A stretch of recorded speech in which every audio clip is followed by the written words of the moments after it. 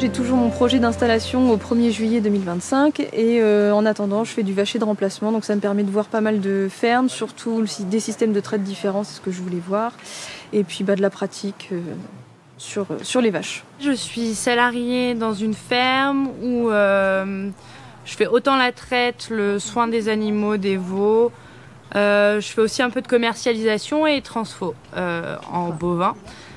J'étais dans l'idée de m'installer en Caprin, c'est toujours le cas, mais du coup j'avais besoin de découvrir ce que c'était le bovin et je pense que là c'est un CDD.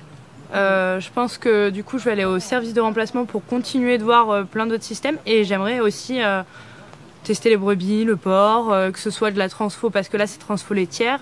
J'aimerais bien aussi faire de la transfo viande. Du coup j'ai envie de continuer jusqu'à l'installation parce que du coup ça va prendre un petit peu de temps.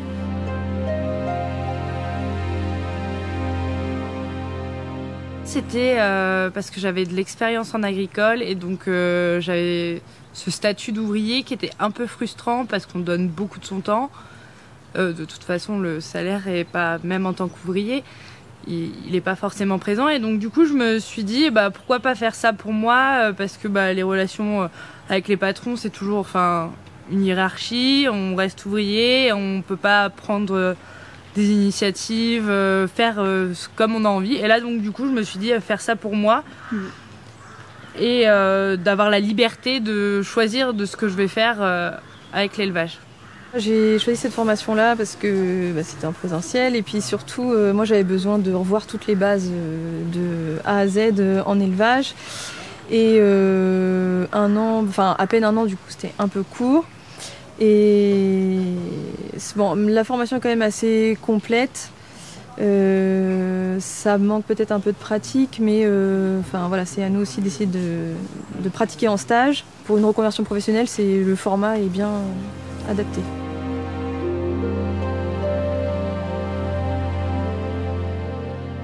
Bien dimensionner son projet, réfléchir avant de rentrer en formation, je pense que c'est important d'avoir une idée un peu...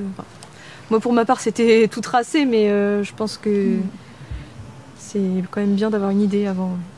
Juste même 15 jours de stage, je trouve ça trop court pour pouvoir mesurer tout ce que ça peut impacter parce que là c'est la vie personnelle et professionnelle. On change de point de vue tout au long de l'année, on évolue et c'est bien, oui, ou alors si on n'a pas d'expérience de se dire je passe le BPREA mais c'est pas le stage du BPREA qui va faire toute notre expérience en élevage, clairement pas. C'est juste, ça permet de maintenir un lien en fait avec ce qu'on est en train d'apprendre pendant les cours, mais se faire une vraie expérience et continuer. Et même si en fait on en a déjà une avant le BPREA, continuer encore parce que on évolue tous les jours et du coup la vie autour aussi. Donc c'est bien de continuer à voir ce qu'il y a au maximum. Ouais, parce que je trouve que le BPREA apporte vraiment des bonnes bases en pratique, parce qu'on voit quand même pas mal de choses. Il y a des choses qui nous ont plus ou moins servi, mais on peut dire que c'est quand même assez complet, je trouve. Et après, la pratique, c'est quand même à nous d'y aller.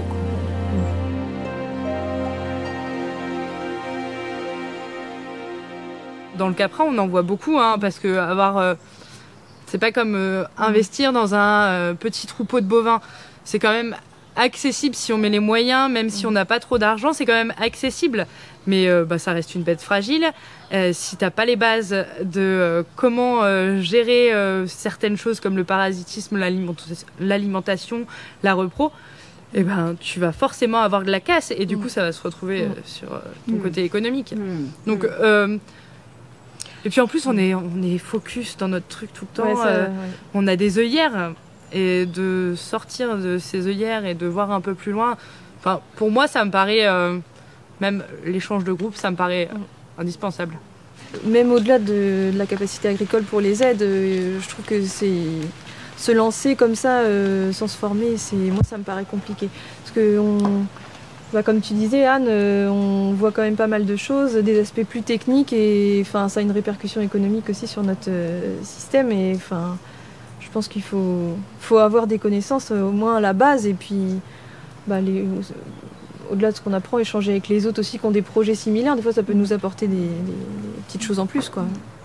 Oui, et puis sur l'aspect économique aussi, de se rendre compte vraiment de ce qu'on fait et pourquoi on le fait. Parce que c'est bien de gérer une entreprise et puis de tout laisser à un centre comptable. Mais si tu comprends pas ce que tu fais et où t'en es dans l'évolution de ta... Ça sert à rien, quoi.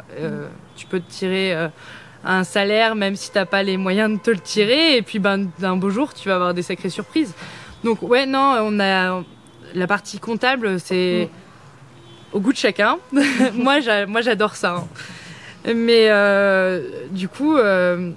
on comprend vraiment et de ce point de vue-là, en fait, c'est indispensable de se former là-dessus, quoi. Bah, ça nous forme vraiment à être des chefs d'entreprise, stratégique et tout ça. C'est quand même c'est une grosse partie de la formation. Donc, Pour ma part, en élevage caprin, en fait, je pensais vraiment que un beau jour, j'investirais, j'emprunterais à la banque, ce serait une date bien définie. Sauf que, en fait, je me rends compte que je vais monter mon cheptel pendant quelques petites années, je vais investir de ma poche, clairement, et continuer à travailler à côté. Et que du coup, ça va être quelque chose en parallèle de mon quotidien, l'installation. Et ça, j'en avais pas forcément conscience, mais c'est un choix que j'ai fait après la formation. C'est parce que du coup, c'est déjà un risque, une installation individuelle. On va essayer de faire en sorte que ça se passe bien.